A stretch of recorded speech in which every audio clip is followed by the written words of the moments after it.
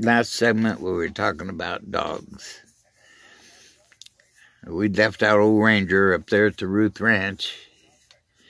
And Ranger, he was the ranch dog. He's a McNabb, and he helped get the horses in and out and that sort of thing. And I remember one time Grandma had to be gone for 2 or 3 weeks, and when she come home, he stood up on his hind legs and put his front paws on her shoulders and told her everything that went on while she was gone. Ratted everybody out in detail. He talked for a half hour. I have no idea what he said, but he said it all. Okay. That was a visit back to Grandpa's ranch. Now we're back. You see, we're going to be back in Johnsondale now, and Bob starts getting these dogs. Well, they're strange dogs. He had a sense of humor. He'd get dogs that played into that. So there they was. One of them he got was this little old dog that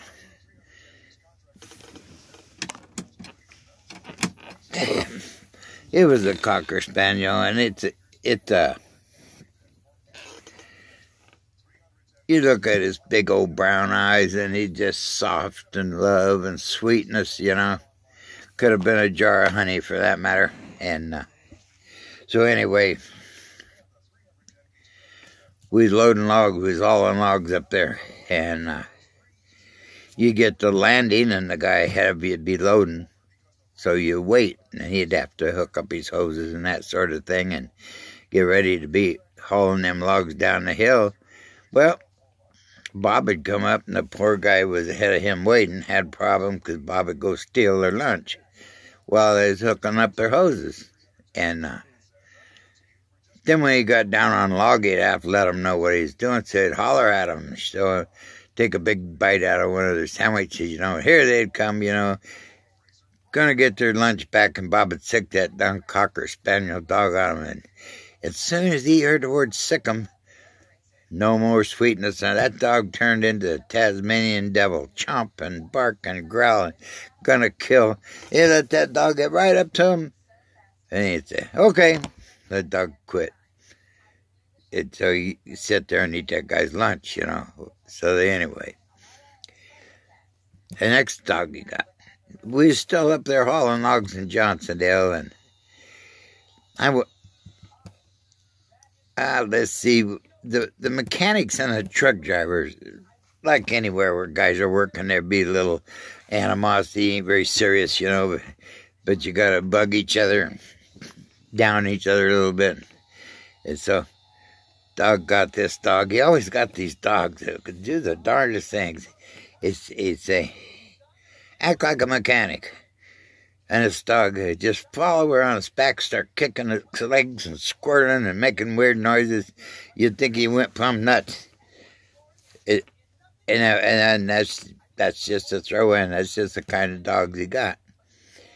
Well, we already got into old Max that caused the cow thing, but we also had another little dog, but well, she wasn't normal. She was what we call responsible.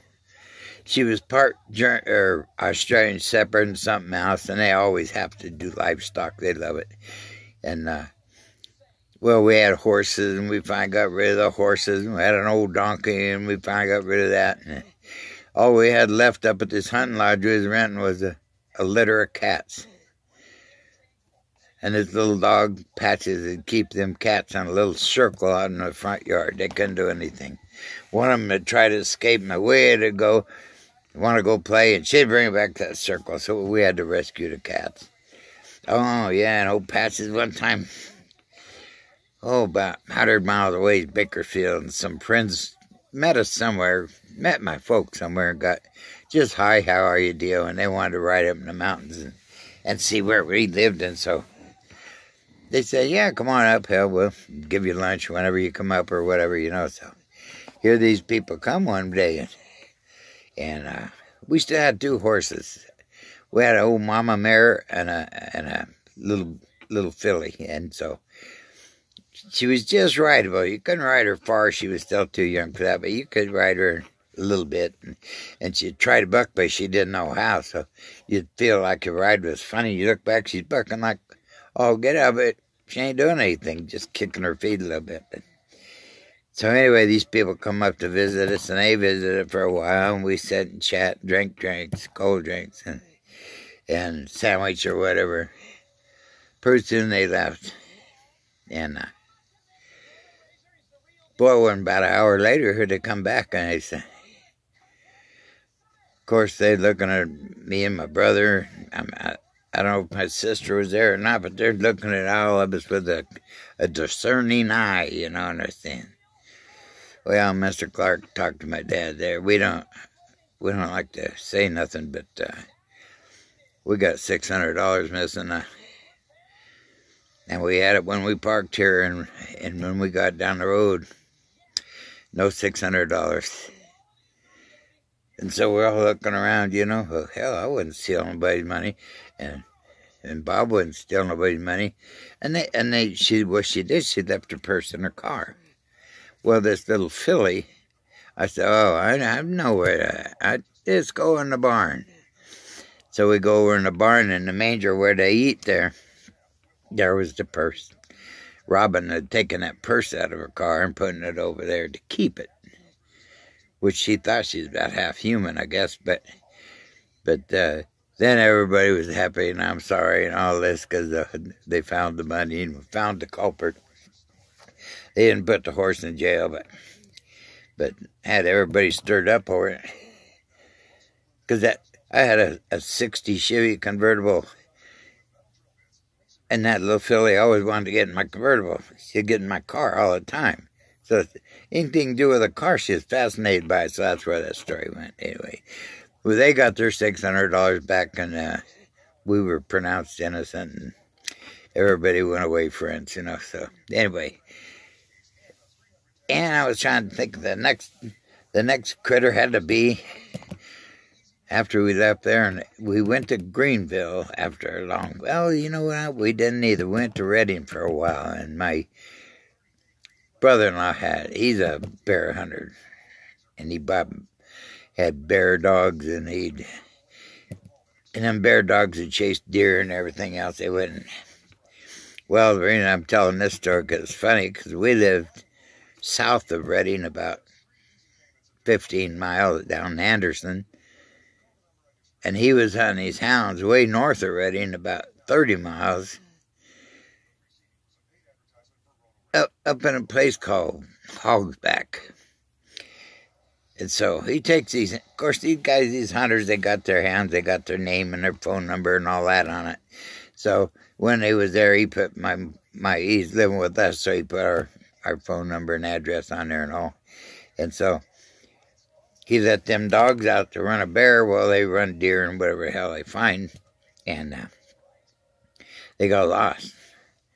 So he couldn't find them. So all the hunting hounds know to go to the road because the pickup will come along and get them, you know. Sure enough, they went down to the road, and this guy picked them hounds up, and he couldn't see nobody around, so he just read their collar and brought them home to me. So poor Pete's all night out there looking for them dogs, and they're in the garage eating dog food. Yeah, they're just comfy. So that was always a big laugh because they go hunting and the dogs beat them home. So just part of the dog stories. So now we're gonna go on over to Greenville. My brother gets this dang dog called Red Dog, and as you may have guessed already, he's a Irish setter. So there's Red Dog. Well, Red Dog ain't the brightest bulb on the string, I'll be telling you that one. Everything that dog does is just one cog off of normal. And fits right in Bob's program, you know, so that's fine. So he likes baseballs and stuff, like any dog. So they're having a baseball tournament, and the school's only about 100 yards away up out in the cow field there. And we come home, and we counted 13 mitts. I can't even count the amount of balls. He got all the balls. And a whole porch full of balls and 13 mitts. And only 2 or 3 of them had names on them. We had no idea who to give them back to or anything. So we have all this baseball stuff. That's Red Dog. Well, we got a lot of them. Kid knew this kid had one. We got rid of a lot of them, but we didn't get them all back to the owners. So, Red Dog knows he got it in his keep. Something inside his head says, I got to earn my keep. So he hanging around there, and Mom built this big chocolate cake, great big old chocolate cake, because we had a lot of kids around there. So she sets that on the table, and we go off somewhere like that and come back. And I'll testify to the fact that chocolate don't kill a dog, because that damn Red Dog ate that whole entire chocolate cake. Wasn't sick, didn't kill him, he was fine. He was not very popular. But now he thought he would get in trouble, so he knew he had to do pretty good on his job of taking care of the place. So when we go somewhere, I don't know if he had a telephone or what, but he'd phone all his friends. Somehow all his friends would know to come over now. And here they'd come. And we'd come home, we'd come around the corner and look down in the yards, kind of downhill driveway. And when he see us come home, he'd attack them dogs like, what the hell are you doing here? Just attack them, going to eat them and kill them. Man, away they go, running, scared of him. And they'd be standing there, I'll run them off, them damn dogs, you know. And I thought that was a little bit heavy on the abstract thinking for a dog, but that's the way he was. And then one day he almost caused a wreck. We come home and there's old Red Dog playing with all his friends that he's about to chase off. And so,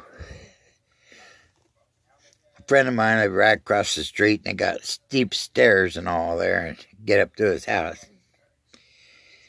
And Red Dog pulled his usual shenanigan. He seen us, and he had all them friends in the yard, and he knew that wasn't supposed to be. And he go big fit and shakes them off. And one of them run across the road, headed to the stairs over there at my friend's house, to get away from Red Dog, and he's right on our ass, gonna kill him. I mean, he's serious, chasing, he's taking care of the place. Car almost hit them both. Slid to a halt. The other car coming the other way, then it slid to a halt. All you hear these tires screeching and all this. And up the stairs they went, and my friend's wife was going up there with a bag of groceries, and they knocked her over, and grocery went everywhere. That was Red Dog. That was normal. So anyway, that was, I don't know what happened to him. We got rid of him because he was just a really nuisance. Because then my Bob, I don't think Bob got any more dogs after that. But if he would have blessed us with the damn thing. But well, he moved away. He was getting sick. He had bad kidneys, and I got to tell this story because he went over to Reno, which is pretty close to where we lived, and he was a veteran, so they say.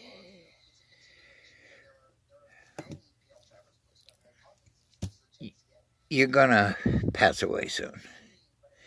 So you can't eat this. They give me the list of stuff he couldn't eat, and holy cow, there wasn't anything you could eat. I guess you are going to pass away. You can't eat nothing. There was nothing on that list I could think of you could eat. I mean, so anyway, he drank rather heavy. So he got on this running drunk. A couple times they all called us over to Reno on his deathbed, saying he'll be gone tomorrow. He won't be here. We go there, yeah, he'd be fine.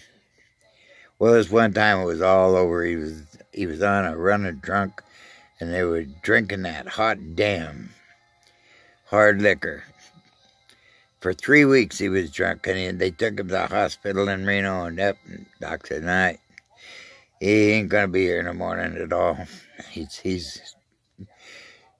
His kidneys have been in failure for a long time, and he's drank hard liquor, so they're not gonna come out of it. He can't come out of it.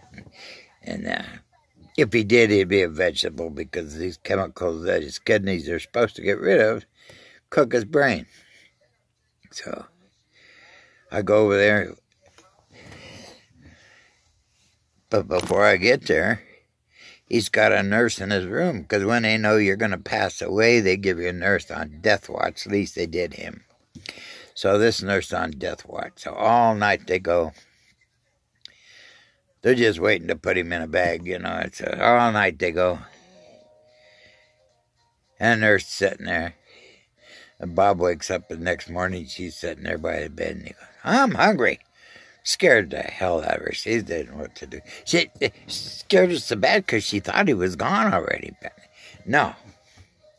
She was just waiting for the buzzer to tell her, you know. And so they went in there and called me and said he woke up and all this. And I went over to Reno.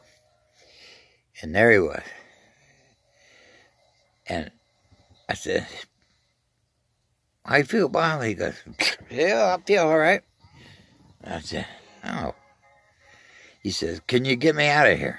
And I said, well, they said you can't leave. You know, you'll die if you leave. And he goes, you see all the old men walking around here? He said, this is a walking morgue, everybody in there. And it was. All the old men are waiting to die, really old, and it's depressing.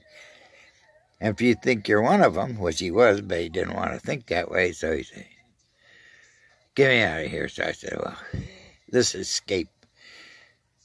I said, let's escape. So we walked down to, like we was going for a walk in the hospital. And then we get down to the bottom floor, and out the door we went. So they said, one thing you can't have is any form of alcohol. Can't have fried chicken. Can't, all this stuff. Well, all this stuff that was Bob's favorite. So I said, Bob, what do you want to do? He says, well, I want fried chicken. So I said, all right. He says, yeah, I ain't got any money. Well, I didn't have any money either. I said, well, I ain't got any money either, you know. And I used to do pretty fair at craps, at the crap table. So I said, tell you what, here's a story. They got some of the best. They got these barmaids over at the casino over there, and they just evening gal, just not, well, that's right, at Bob's Alley. He wants to go see them gals. So we go. And I go over to the crap table, and I get me $65 and Bob $65. I said, that's all I got, Bob. Of course, he got to spend it on, but so now he felt better, and I felt better, so we both got some money, and we went over and got him a whole bucket of Colonel Sanders chicken, and then we sit in the park and watch the rest of the girls jogging and running around there, so that was all fine and dandy. So I said, what do you want to do, Bob? They say you ain't got no time. He says, I want to go home and die in the mountains. Okay. We go back to the hospital. His doctor's throwing a fit. They're looking for him. And I said, Bob wants to go home. He says, if he goes out that door, he'll be dead in the morning. I said, well, it's his call. He wants to go home. He says, well, we can't release him unless he goes downstairs and talks to a psychiatrist and makes sure he's capable of making that decision on his own. Because it's a death sentence. Okay, well, we'll go talk to him. So we go downstairs. Crazy Bob, it's all a joke. Nothing serious. He's a joke all about it. So we go downstairs. And our psychiatrist says, who's the president? Bob tells him, he said, where do you live? Greenville. Okay. He goes on and says a few more things. He says, Bob, now do you realize when you go home you're a dead man? Bob said, yeah. Yeah, but I'll die in Greenville. I don't want to go home and die. I don't want to die in here. And so a psychiatrist says, well, we're trying to evaluate you. I don't see nothing wrong with you. And the old psychiatrist looked over me. He says, Ed, how is he? What's your opinion? What do you think? Is he all right? I said, Doc, he's just as stupid as he ever was. Oh, Doc said, you guys get the hell out of here. You're not away with so, but old Bob didn't care about that. He knew that was true. I mean, it's not stupid. It just, they tell him he's going to die. You make a joke out of it, you know. So anyway, we took him home. He lived another 2 or 3 years. But he lived down south. No more dogs. Anyway, so we're going to end that dog story right about there, because I'll probably do another segment because we got some funny dogs coming up here. I mean, well, yeah, we got some funny dogs come up down here. Those was just starters. He started to get in the ones that I think the devil lived inside of, 1 or 2 of them. So we'll get back to that a little later. And dedicate this to old Bob. He'd think it was funny anyway. So.